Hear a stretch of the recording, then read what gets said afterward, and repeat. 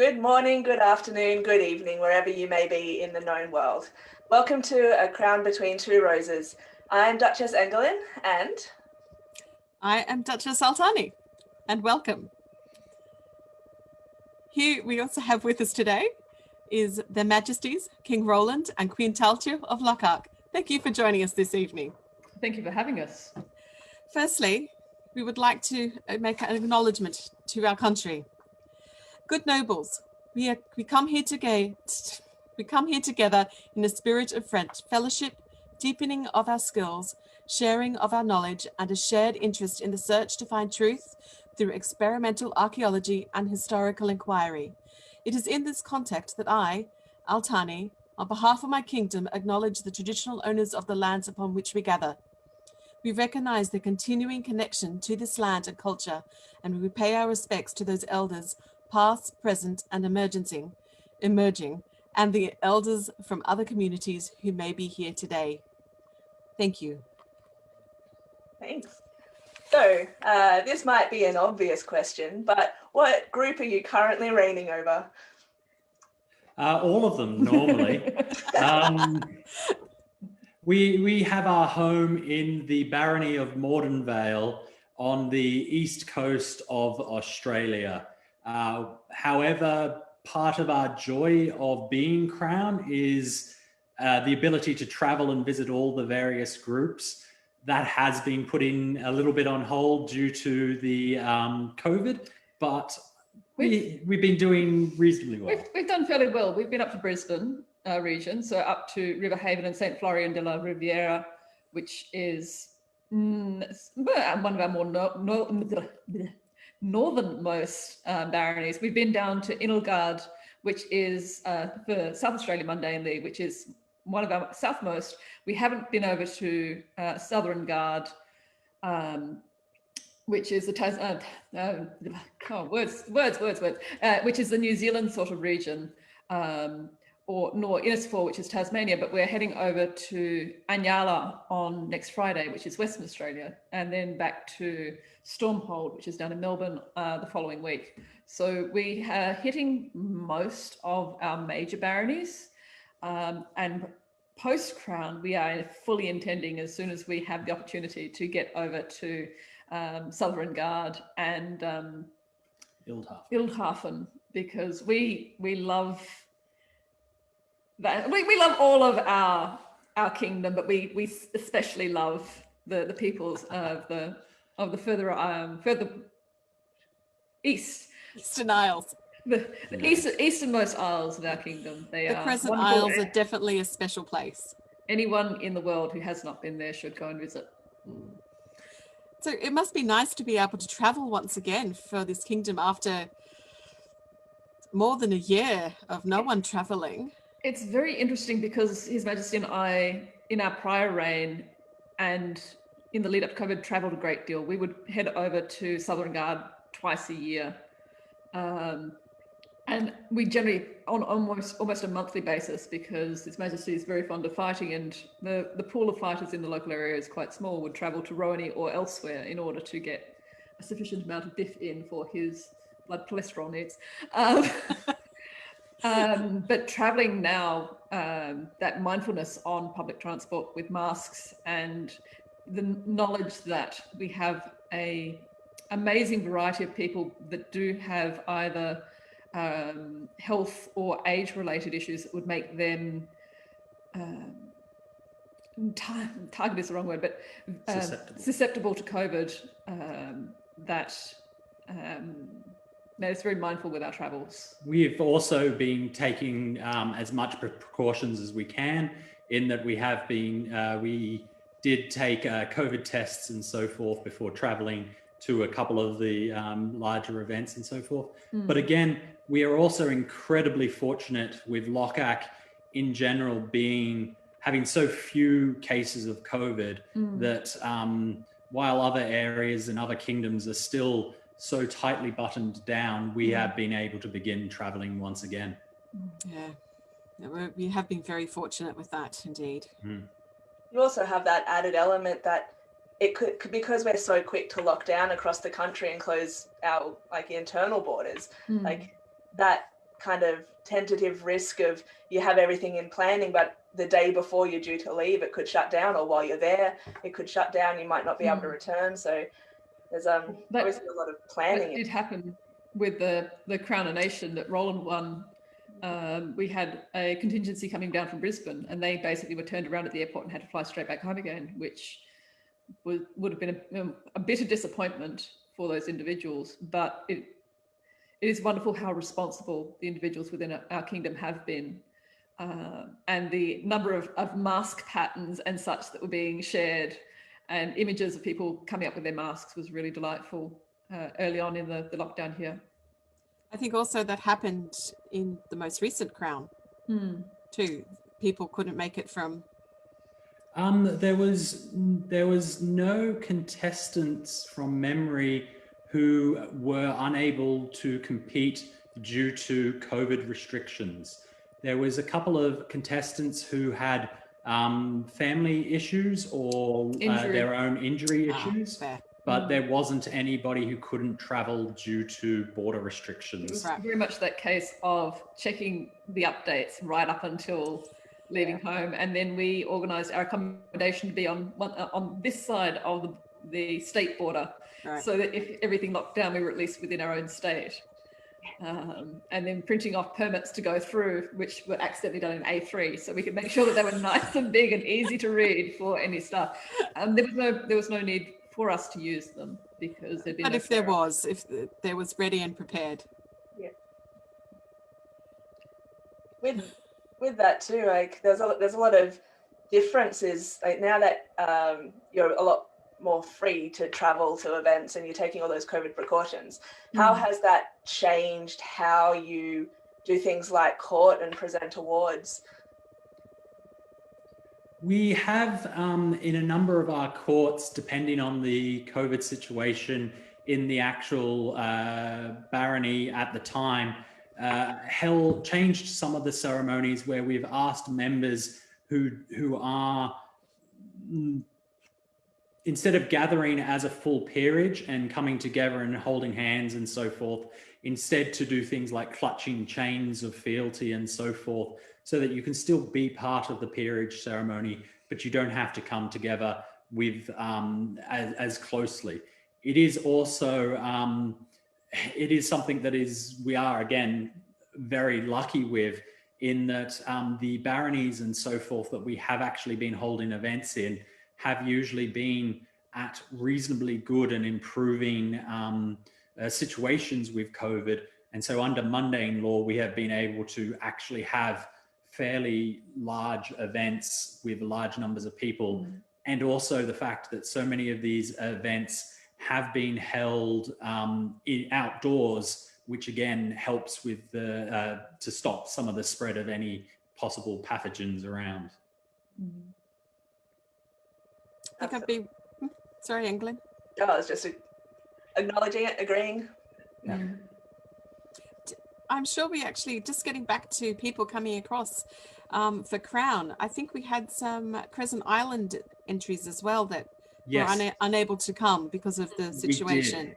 We had two entrant couples who had, when they put in their initial requests to enter Crown, it was with the full knowledge and unfortunately the trepidation that should the borders not open, they wouldn't be able to visit, rather than a closing of the borders, so to speak. New Zealand is one of the countries that has done it more securely COVID-wise than mainland Australia. And in that regard, I can well understand New Zealand's desire not to open up too early and risk their status, since they are back to completely normal operation in just general activities. Well, it'll be nice to see them all again. Yes, very much. Hopefully the next Crown will have a contingent of the Crescent Islanders being able to come here, or maybe it'll be held over there. I can't remember if we have a date for the next one yet, but no, there hasn't been a date decided. It is still a couple of bids have been put in, but there hasn't been a final decision yet. Either way, hopefully we can all see each Most other. definitely. Yeah. Yeah, absolutely. They're a wonderful part of the kingdom, and I miss them as well. Yes. Yeah. This is the first year I've missed Canterbury Fair in, I think, 4 or 5 years since I started going over, and I'm certainly missing that week of hedgehog hunts and damson plums and just the general wonderfulness of that event. Absolutely. Open borders soon. Yes. Well, so we know that this has been a short reign for you this time around. How many months how has it worked for you as a shorter reign rather than the usual 6 months that Lochac has? It's been interesting, but more so because there isn't the 3-month lead-in. So the reigning part has been fairly similar to what we've done previously, apart from the fact that there's that COVID awareness and that monitoring of COVID stuff. But for our first reign, we had the 3 months to organise household, organise garb, come up with where we wanted to go, when we could go, organise. Well, I'm a freelance illustrator, so in mundane, so I can chop and change as I need. But Rowland works full time, and so getting leave planned. It also. It meant in the first month or two of our reign, we were literally trying to lay the track for the reign as we were going along. And so it was quite busy organizing with various event organizers and stewards. And definitely one thing I would like to express is my gratitude to so many people who did jump in and help us out so much. While we had reigned previously, it wasn't without a lot of help from our friends and various people like Baroness Lita and, I shouldn't start naming names because I'm going to forget names, but Mistress Vanessa and various people like that who jumped in, helped us get a small household organized and also get contact with various groups. And it has also been quite amazing how quickly some of the groups have been able to organize events for us to actually visit and for themselves. It's a nice image to be riding a wave of groups reopening and reholding events and so forth. It was lovely last weekend going down to Rowland and being able to be part of an event down there, which is the first one that they've been able to have since the lockdown. Which is over 1.5 years now, I think. Yep. So. Yeah.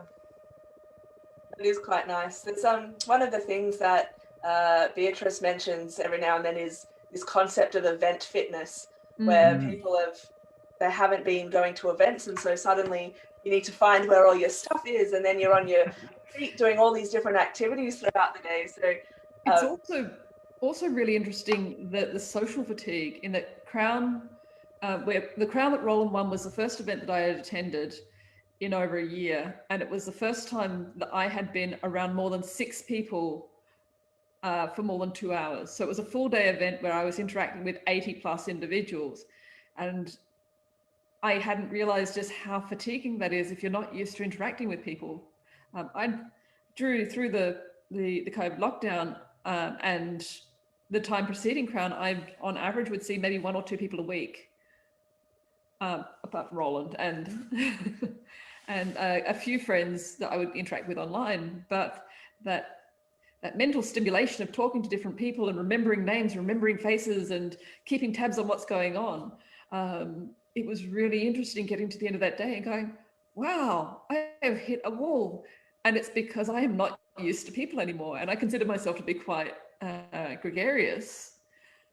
But that year of isolation did a number on me, did a number on all of us. yeah, It did. Mm. It did. absolutely. I think that like even if you're introverted, whether you're extroverted, it doesn't matter. Like it's still this thing. It's been so long that you've been used to one way of kind of interacting with people, and you can turn the camera off or go on mute or like wear your pajamas and nobody knows, and then suddenly you're out in the world again, and it's absolutely a different way of thinking and interacting with everybody. It must be very exhausting with the social as well as the raining side of it as well, because there's so much to think about.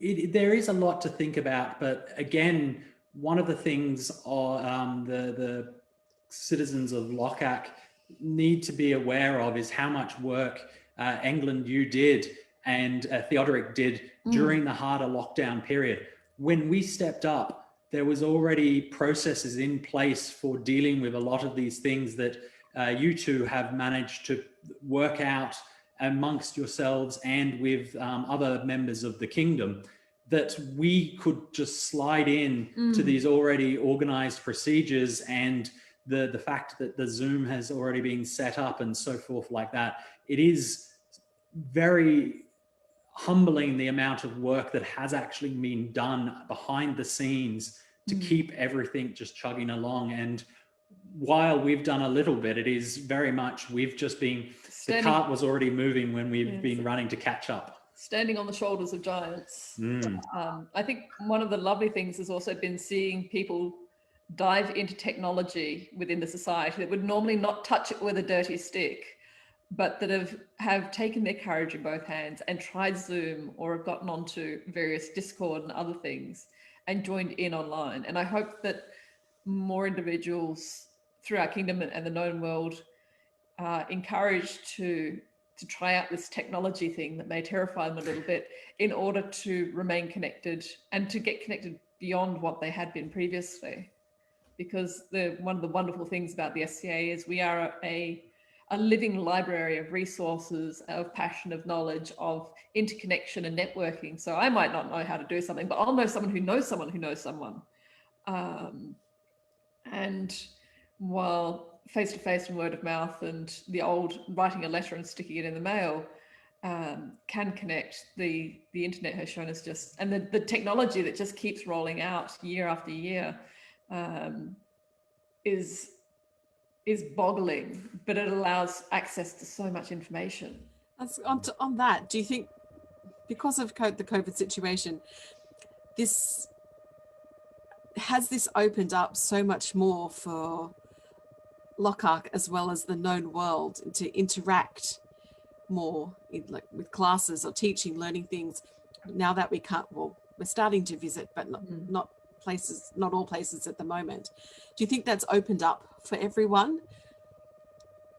It is definitely something that has opened up for a lot of people, and my great hope is that these avenues will continue as extra avenues, as well as the in-person and so forth. And certainly the inter-kingdom communication is going to be a lot better than it was previously. It is going to be interesting to see how much things will stay permanently changed, and how much will it be a large push that we've had during the lockdown when there was nothing else, but how far that cart continues to roll. I think the balance could also be, and this is more so from personal experience, but there is so much out there and so much available on the internet now that there is that information overload, or there is too much choice to make a choice. And so just sitting at home and embroidering your own thing rather than attending all these other things, rather than trying to select one, may be a situation with some individuals. I think there are definitely individuals that have benefited from it, and I think there are some that have probably lost touch or felt isolated because they're not comfortable with the technology, or they don't want to spend all their time in front of a computer. They would be rather out in the garden or doing other things. And I hope that those people, as we reconnect in person, bring along whatever it is that they've been working on, or their alternative interests that they've explored during this time. And so it's not, oh, I wasn't on the internet, so I'm now disconnected. I don't feel any connection to the society. I really hope that doesn't happen. I wonder how many bakers we're going to get coming back into it, because I don't know, at least in our house, we've had a lot of loaves of bread fail and a few successes. Bagels are very good. Oh, we haven't tried bagels. I will send you a recipe that I wrote up from one that Sigurd gave me, that was Sigurd of Southern Guard, sent me a bagel recipe that is Min's parents. So it's like passes down sideways and across. And I've done an illustrated how-to, so I will send you a copy. Awesome. I'd love that. I think Max will enjoy making them. I think many of us went down the baking path early on. Yeah. So I'm going to take us a little bit away from COVID and the rain, and I would love to hear how you both started in the SCA. Well, chronologically, I started first in the SCA, and I was introduced to the SCA through the local College of St. Crispin's. The college would run a karaoke night at a pub, and I got first introduced to these strange people at the pub and during karaoke, which I just happened to be going past. I did know a couple of people in passing tangentially through the university, but that was my first introduction. After listening to some of their stories and getting infused about what it was all about, I then quickly made myself a tea tunic and went along to my first spring war with a tea tunic partly held together with masking tape, and basically have never looked back. My introduction to the SCA was a book by Rosemary Edgehill called Knight of Cloak and Daggers, which is a fantasy novel about basically elves, a crossover between different dimensions, but the main character was a nurse who in her off time was a sword fighter in the SCA. It's a lovely book, I highly recommend it. And so when I came to Newcastle from Alice Springs, which has no SCA presence, I had already ordered my membership card, and I rang up the St. Crispin's Seneschal, I think it was, who basically went, I'm not Seneschal anymore, that number's wrong, they haven't changed it. This is where they meet though. And we believe it was actually Rowland. It was definitely me. I was the one that answered the phone. I didn't know him from a bar of soap back then. So I got myself established at university, found some accommodation, and then once I'd gotten a little settled, I walked from the university over to Merriweather, which is about an hour and a half walk, because at the time I would walk everywhere if the buses weren't running, and found the SCA a little late because I sat on one side of the building with another student that was interested in it, and everyone else was on the other side of the building. And it wasn't until about an hour after I was expecting everyone to rock up and I wandered around the building that I found people. And then I got into sword fighting, illumination, and on from there. And I think Festival was my first real event. And that was when Alpha and Gudrun were king and queen. So it was the first reign? The Yas site. Yes. Yes. I got home and I threw my clothing in the washing machine and all the water came out black. And I threw them through the washing machine again and the water came out grey. And I went, that was a good camping event.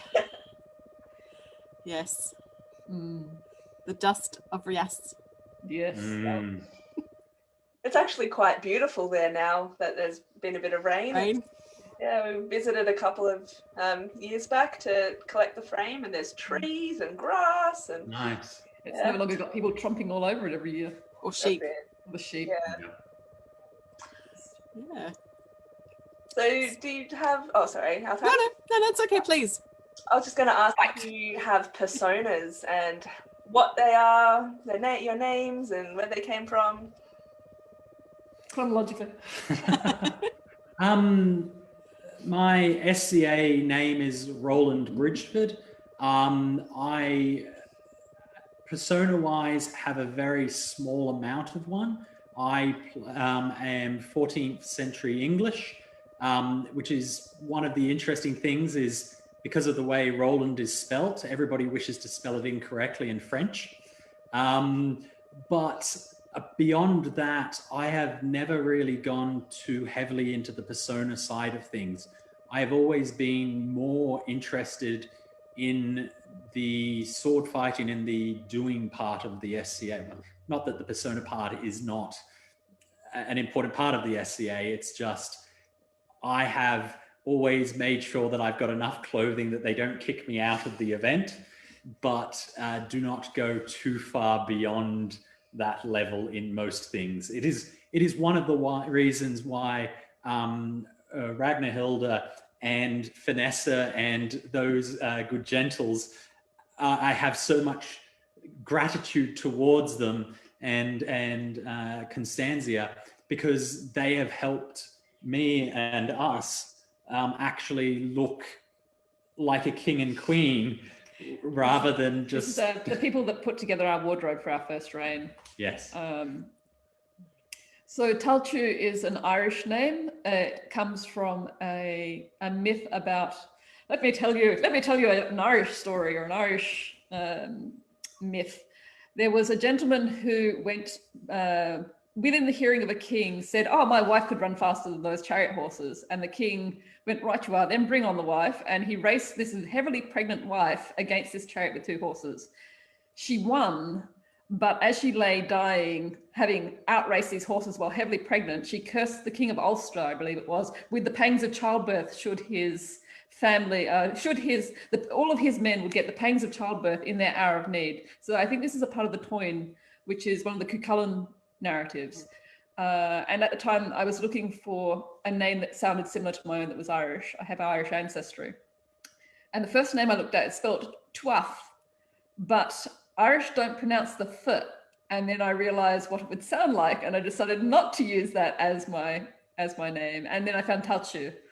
Gortrua is from a farm that I lived on in Ireland, which the modern spelling is basically red garden. It's not a market garden. It's not a flower garden. It's a different garden, but I haven't managed to find specifically what it is. But it's this lovely, tiny little organic beef farm in Tipperary. And yes, it is a long way from everywhere. I know, because I would get on my push bike and cycle for 3 hours to get to the train station in Limerick to catch the train to Dublin to go and do metal weapons fighting.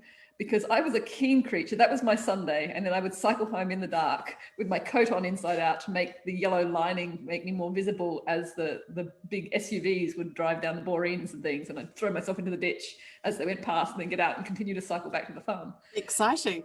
It's a lovely little location, and we could find an Irish name, or we could find an example of that in the correct period for the name. So like Rowland, whose family comes from Bridgeford, I kind of went with a place that was very special to me. So do you have a particular time frame as well, Your Majesty? I don't. The Toyn is reasonably early. Yeah, I did briefly delve into Irish outfits, but back when I first started, when I was looking at my name, and there was very little information out and about at the time. This is enough going 10 years ago now. Been in the society that long. There wasn't a great deal at a quick dig beyond some bog dresses, and there was nothing that jumped out that I really liked garment-wise. So I've just had a mishmash of retired hospit and what I've cobbled together up until my laurelling. And then for my laurel, I had a 15th century French dress based on a manuscript made in green wool, which was masses of fabric, which has since been remade into a smaller dress. But for this reign, everyone was, what do you want for your reign? What garments are like buttons? I want buttons. And it has been the bemoan of everyone since. There's so many buttons. As another one pings off and rolls across the floor. Yeah. From memory, there was quite a team of people hemming that laurel dress. Yeah. Yeah. One of the things that occurred with your laurel and my knighthood was we were asked by Sir Alpha during his during a later reign at the same event. And so we actually had a joint knighting and laureling ceremony. So we both wore a similar French 15th century outfits. It's from the Duc de Berry, the beautiful hours of the Duc de Berry, and mine was from the spring scene, or I think it was the Maying scene with them all on the horseback with the long green dress, and Yes. Rowland was from the December feast scene. The robe. Had little pearls on the shoulders of the overmantle. The hoopland. The hoopland. Yes. Very nice. And it was very nice of that ceremony to be done together. It was kind of nice as a couple to be able to be elevated. And I do remember that I got permission from Her Majesty to have our ceremonies joined together as long as she appeared first on the order of precedence. Oh, I did get asked first. that's lovely. It's lovely. It's very nice to have them done together, and as you said, as a couple as well. And sort of makes it a bit more special for you too, I imagine. Certainly. It is also, we need to be very grateful to Nyal, who was king at the time, because I believe he slightly injured his back, half leaning over with the sword of state and holding that So I could position reach. so that we could both do our oaths one after the other and so forth. And it was he is a tall gentleman, and having to lean over and half crouch to keep the position so that we could reach, it was a great sacrifice by him. Yep. So getting back to the reign that you've held so far, what has been your favorite part for this year, for this reign? Basically, oh, sorry. Yep. No, I would like to say one of my favorite parts of this has been getting two heralds in the same court with awards. So when we were down in Edelgard, we told the herald that was attending us, Blod, that we wanted to give Paddy a Vox Coroner. Paddy is a fantastic a friend and has been an inspiring individual within the barony. He's a wonderful man. We told her that we wanted to give him a Vox Coroner, and we told him that we wanted to give her a Silver Pegasus. And so we got Paddy to stand up, thinking that we were getting him to do some other business to give her the Silver Pegasus, and then gave him the Coroner. And then while he was up, got him to announce the Silver Pegasus for Blood. So it was two heralds with one court, and we blindsided both of them. And it was just a lovely to recognize those two people who have done so much within the heralding aspect of the kingdom, and in a way that both appealed to their sense of theatre. It is very sneaky. yes, it is always quite enjoyable to do that. It is also one of the things that has been very enjoyable, kind of watching Lochac restart and open up like a flower, and being able to travel around and see that happening in so many groups, and being able to be there at these events where, you know, people haven't seen each other for a year, or else haven't actually been able to partake in an event wearing garb, having all the traditions and general kind of things that we're also used to, and you don't realize how much mentally you have missed them, and how important they are to you. There was some lovely posts that I read where somebody was saying about how they didn't realize how much just hanging out with their friends at an event was so important to their mental health, and that, you know, that being able to get to an event finally meant that they were good to go for at least another 2-3 weeks, but they were looking forward to the next one. And being able to hear these stories and being able to be part of these stories has been such a great experience. That's lovely. Is there a tradition in Lochac that you mean like is something special to you, or that you particularly enjoy, or? So there's one tradition that I dislike in Lochac, and that is assuming the crown knows all the traditions of Lochac. We have been caught out at a couple of times because, you know, obviously you know that such and such, you only eat with your left spoon. These hats have an SD chip that plugs straight into the back of the brain that tells you which coronets that were used for which elevations of which barons and baronesses. Or when we are to kick off a toast or something similar, because that's how it's always done in this local area. It's like,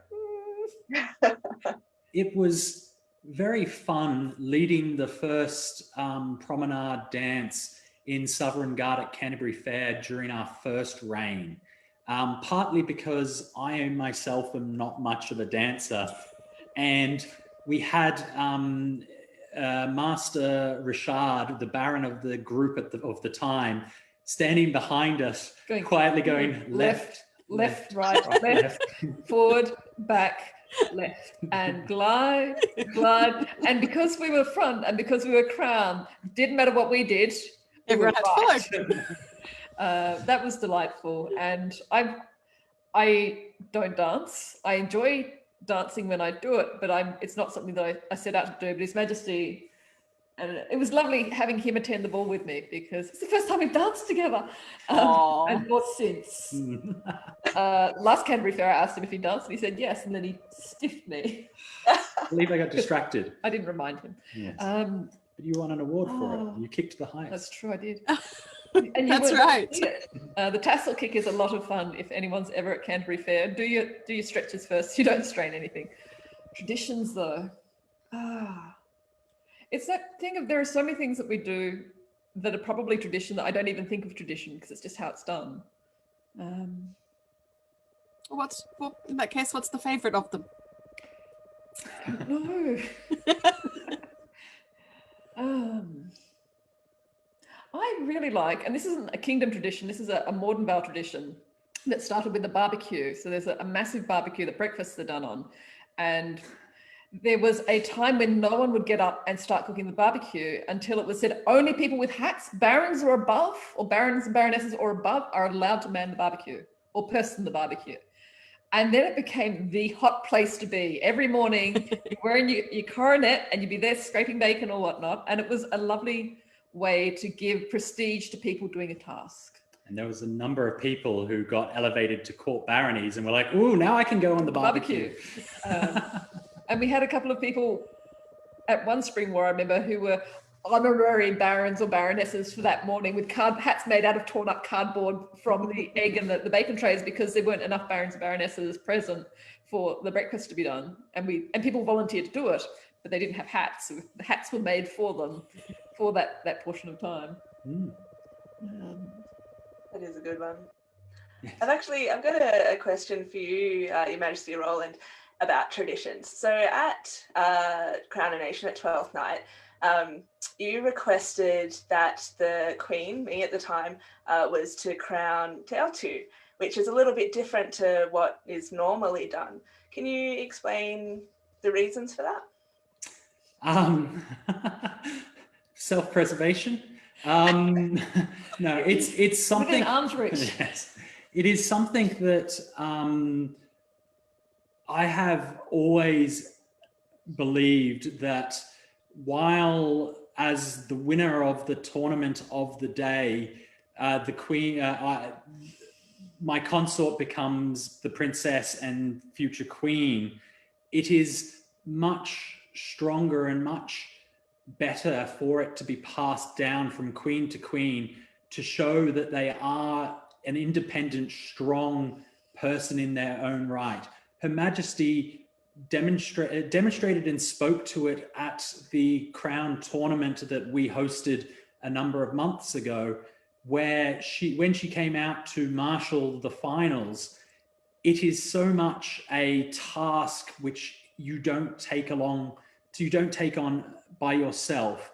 It is a team effort, and it is much more important to demonstrate that it isn't just a whim that she is here beside me. It is because of the work, the effort, the strength, and so much more. And each queen demonstrates and does those own strengths and efforts and so forth. And so in some ways, it's more meaningful that to me, in that instance, that the current queen who has done so much for the kingdom gets to pass on the crown to the next queen who will do so much for the kingdom. Thank you, Rowland. That means a lot. I'm curious. Sorry. Maybe that can be our new tradition. It would certainly be a tradition that I would be happy to see. But then again, it is something that the next heirs and can pick for themselves. It's like, I don't feel it should be something put upon them, because just as much somebody winning by right of arms and being able to crown their queen can also be symbolic in that regard as well. So I don't feel taking that away from someone or rewording it for them is correct. It's very individual or couple. They make that indeed. decision together. Yes. It is indeed. Yes. So we know that you're both peers. Can you tell us a little bit about why Tailtiu you're a laurel, and Rowland, what you got your pelican for? Chronologically, I get to go first.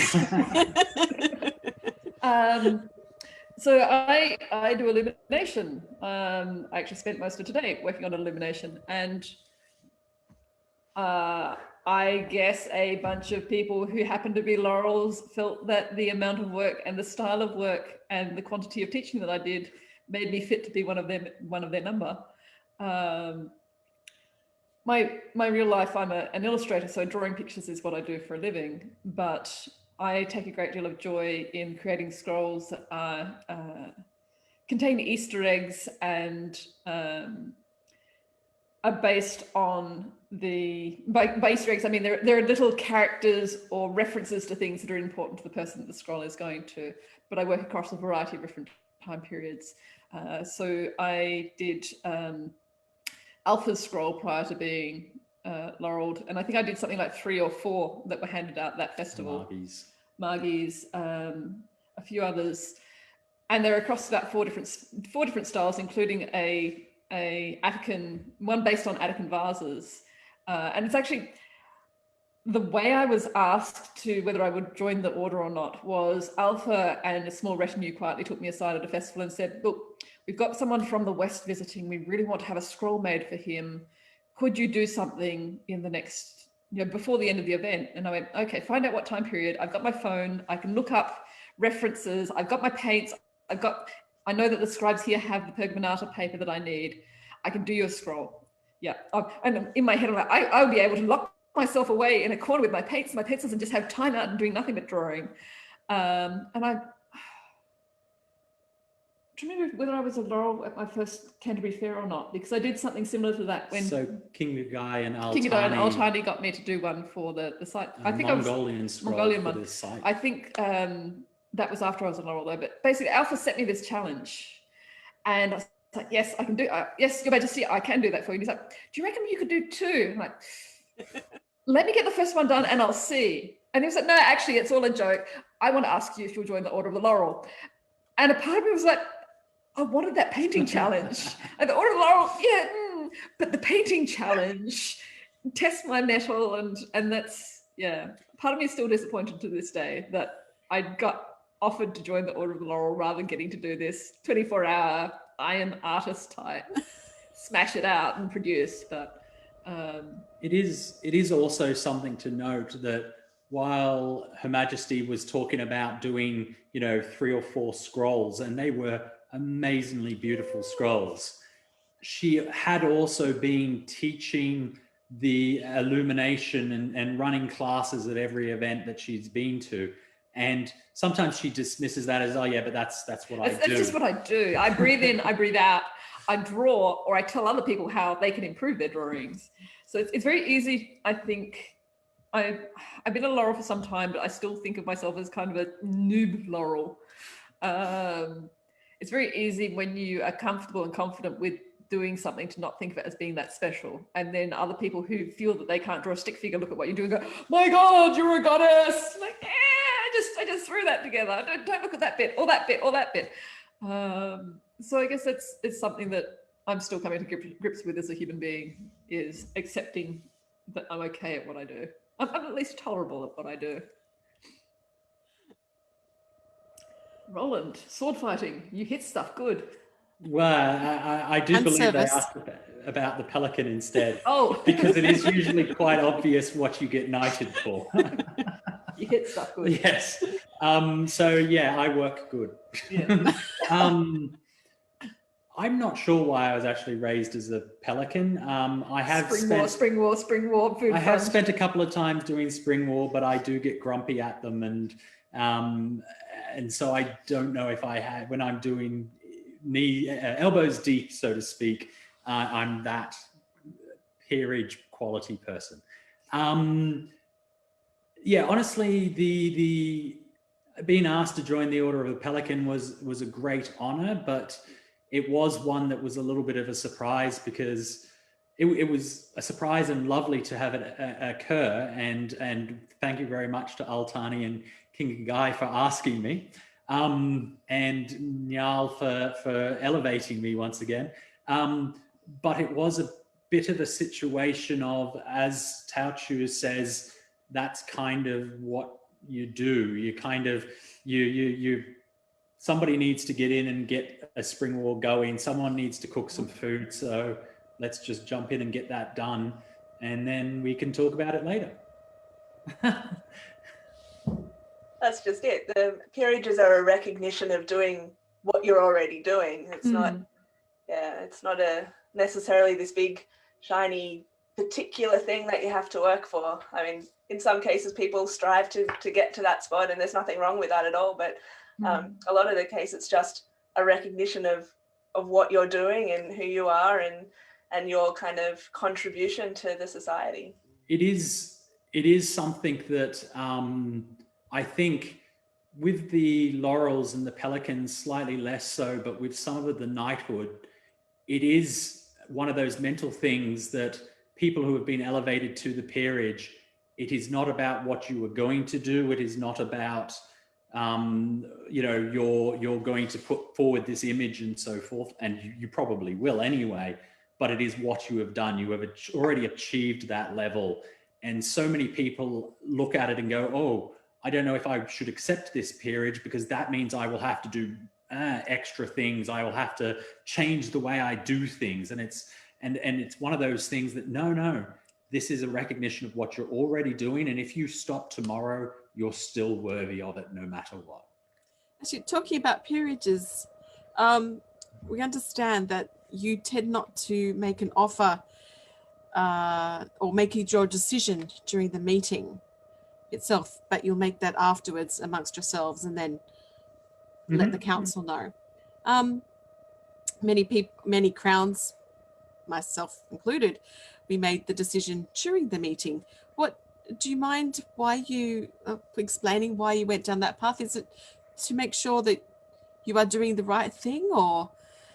To a large extent, my view of many of the decisions as Crown that need to be made should not be made in a rushed or pressured situation. There is so many times where if you knee-jerk reaction, make a decision or make a call, you can regret it later, or else it is just not well thought out.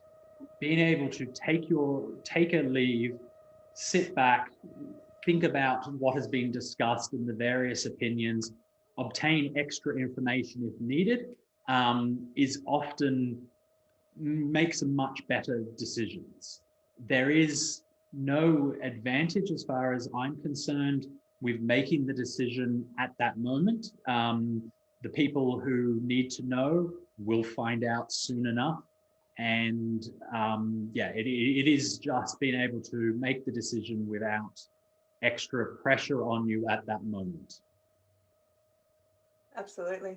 I'm going to answer that question as well. Mm. Just going to butt myself into the interview. In our first reign, both Theodoric and I weren't peers. We'd never been to a peerage meeting. So people had told us the basic structure of what happens, but not really anything much about it. And so in our first set of peerage meetings, people talked about the candidates and gave their advice, and we're like, okay, thanks.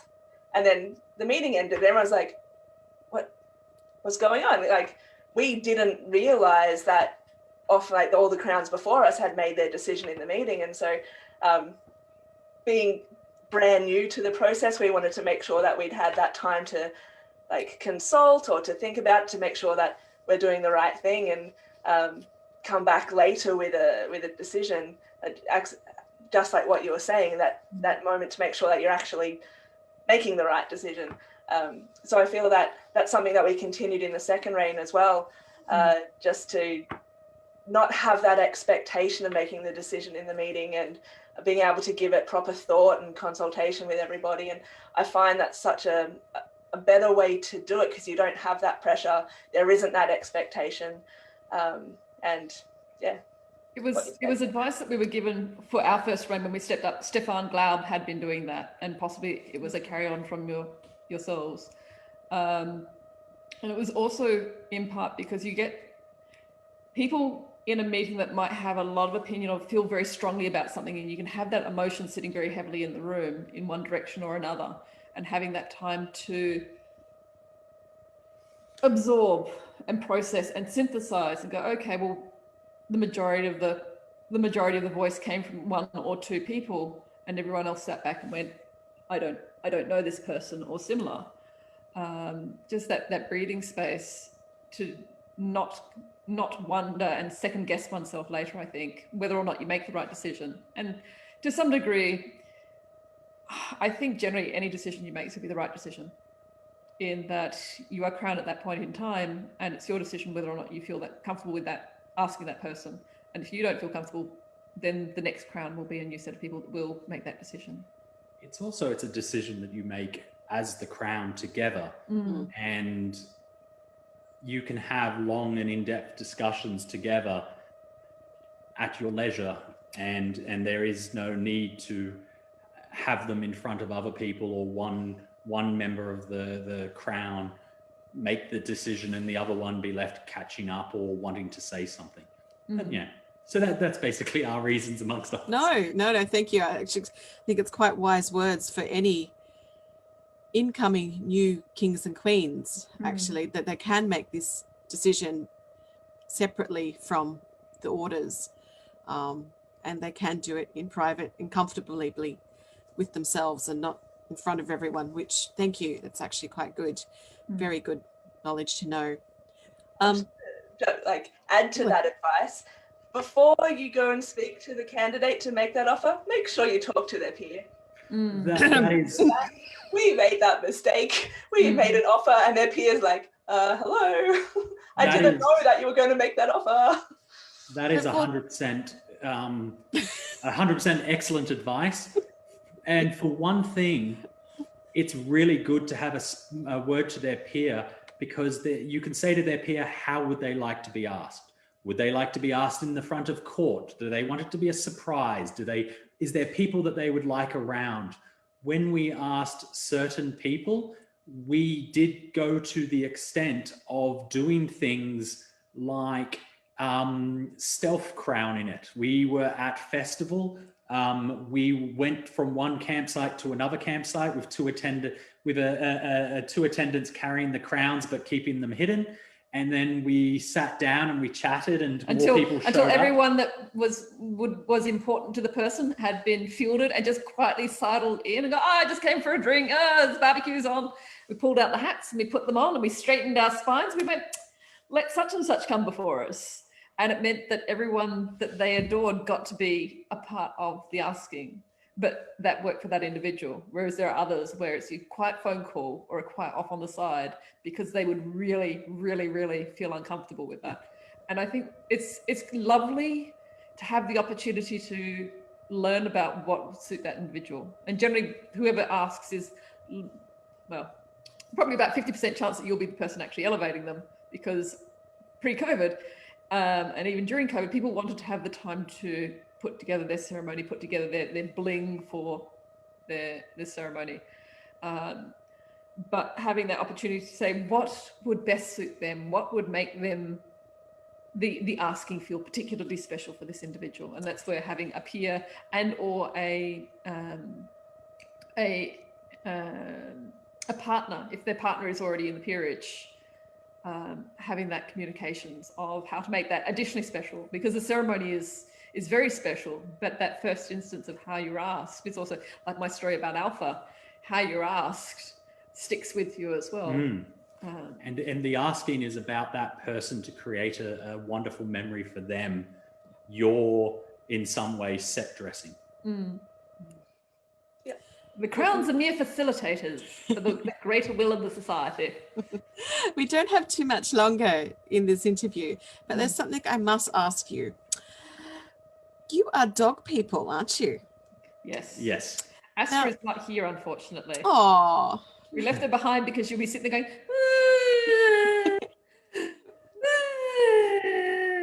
because I've seen a few photographs of her at events and enjoying the attention. Now, how are you going about inspiring those who are cat people? Oh. One of the things I must say about cat people is they don't tend to need inspiration. I think they generate it on their own. They do seem incredibly proud of their cats, and I like cats. I am not a dog person to the exclusion of cats. And certainly I didn't think us bringing Asta in as the royal hound to some small degree was a bit of a unexpected happening. It wasn't certainly terribly terribly greatly planned out, but certainly cat people, I believe that one reign is enough to inspire half the population being dog people. I think we could well leave it to our heirs or their heirs to inspire. I haven't heard whether or not our heirs have any pets. I would say to cat people that do sword fighting, how about you put your hat into the ring at a future crown and make the cat a part of your theatre? Dogs are so much easier to handle. Here they are. Prior to Crown, I did sort of my part by having a cat and dog drawing class at a couple of festivals in a row. I've actually just been informed that Her Royal Highness has 2 dogs and His Royal Highness has a kitten. Excellent. There you go. So, in fact, our heirs will be bridging any gap that may be produced between the dog and the cat cohort. Or perhaps this could be like the theatre and have like 2 sides and the king and queen fight against each other. That would be up to our heirs. Yes. We will be happily retired out in the countryside with our badger hound and our 2 goldfish and our various lizards that don't come to events. We've got a few minutes left, and one of our favourite questions to ask is, do you have a favourite story that you like to tell? SCA story, obviously. Shall I tell my one? Go for it. One of my favorite stories, because it is very hard in the SCA to bring it down to just one story, actually happened down at a Rowland fighter practice a number of years ago. I'm not sure why, but for some reason it was decided that a Valhalla tournament would be held at the Rowland fighter practice. And so we were there fighting away happily, and I was doing quite well, and I had managed to knock Alpha and Ariston and a few of the other knights out early in the fights before getting tired, and I was slowly working my way through the rest of the fighters. I slew a fighter, and then the only person that fighter had defeated was a young college girl. And so she came back onto the Valhalla tourney. For those who are not aware, in Valhalla, you win the tournament by defeating every other person in the tournament without losing a life yourself. If you lose a life, everybody who you've killed comes back onto the field. So I faced up against this young college girl who was a reasonably new fighter. I stepped in and I managed to leg her, and she went down on her knees and she swung and she hit me in the face. And in that moment, you could see this kind of look of shock in her face. And I'm like, yep, that was a good blow. Thank you very much. Everybody I've killed, come back on. And you could see the elation in her eyes and just to some degree, the dream coming true that she was the one that stopped Rowland on his roll. And it always sits with me that I really love those moments that I can produce in the SCA quite often by not trying. I certainly didn't go into that fight going, oh, I'm going to lose this fight, because that's not the way I do things. But the fact that now she has a story about the time that she beat one of the knights at the end of the Valhalla tourney, when that knight had beat everybody else and the whole thing started again, just made that just makes me feel glad to be part of the society and to know that people are having those experiences and enjoying themselves so much. Awesome. And Your Majesty, Tailtiu? If we've got time. So many moons ago at festival, there's a thing called the Martyr Auction, which was set up by St. Ursula to raise funds for the college, where they basically sell the students off to do menial tasks or to to spend a couple of hours doing dishes or something else for various different campsites. And Master Handball bought someone and organised for them to carry his flag up and plant it on the hillside, a good 200, 300 metres up. So everyone in the campsite would be able to see his great big banner. And Nathan Blacktower from Anyala got word of this and had bought me in the auction back when I was still at university and said, as soon as you see that flag up on the hillside, I want you to go up and get it. So I did. Within moments of the flag appearing. I think basically the person came down and I was on my way up on a different rock face. I did it in a full skirt with a pair of grog pants underneath. So the skirt hiked up into my belt. And I had two other collegians trailing behind me, both of them pretty hungover, keeping me company going up. And I just mountain goated up the rock face and then came down with this banner to Master Handball and said, "My lord, I believe you forgot something," and handed it back to him. And the delight on Handball's face for having his prank kind of reversed on him, and the I don't know, the kudos that I got for that from him was delightful. But it was that she not only went up and got it down again, but she did it in a full skirt and in half the time of the person that put it up there in the first place. Was very ego stroking for me. Back when I was young and fit. I'm sure you can still do that, Your Majesty. Not in this dress. I can barely walk upstairs in a long skirt, so climbing the rock wall's pretty good. It's interesting how you learn to deal with skirts. Like, I wasn't a skirt person prior to the SCA, but now if I'm chatting with someone that's doing theatre or anything where they're wearing long skirts, oh yes, remember to sweep it to the side as you go up so that it clears your feet and keep your feet flat and pushing it forward. Point your toes. Kneeling as a pier and then getting up in a skirt. There's always that quick fumble with the toes to make sure that you're not resting on any of the hems. Yes. Yeah. Well, I think that ends our evening, Your Majesties. Thank you so much for joining us. Thank you very much for having us. It's been lovely to hear from you both. Yes, I very much enjoyed it for myself, and I'm presuming you enjoyed it too. You presume too much, sir. It's been lovely. Thank you very much. Thank you all, and thank you to those that are watching in. Yes. And Glenn, do you wish to say anything? Other than thanks, it's been great to get to know you both a little bit more. Just want to say tomorrow we've got another interview coming up with Duchess Helga and Baroness Zara, both from, I think... Mid-Realm and West. Okay. And Helga from the West. And they are both doing some wonderful things in the field of inclusivity across the society. So it should be a very interesting interview tomorrow. So join us for that.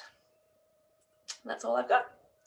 So thanks, everybody. Thank you for joining us. Thank you, Your Majesties. And thank you for our wonderful Zoom managers. Yes. Thank you very much. Bonne nuit.